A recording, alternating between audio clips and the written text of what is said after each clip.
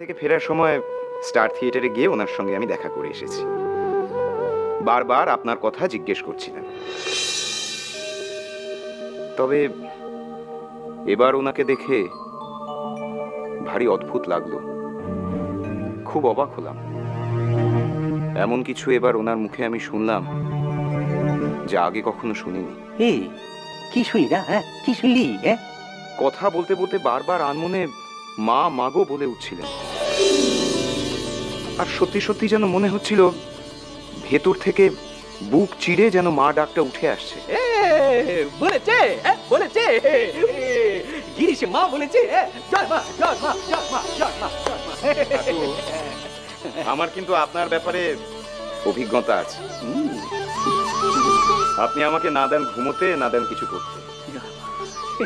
আপনি কি জিসিকেও সেরকমই কিছু করতে চান?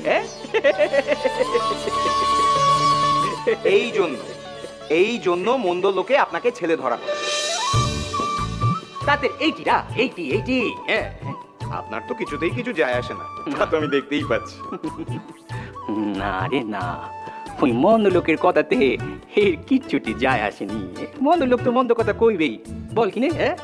তবে কি জানিস তো, গিরিশ হলো গিয়ে রসুনের বাটি। যতই ধোয়া যায় না কেন, ওই বাটিতে একটু গন্ধ লেগে থাকবে।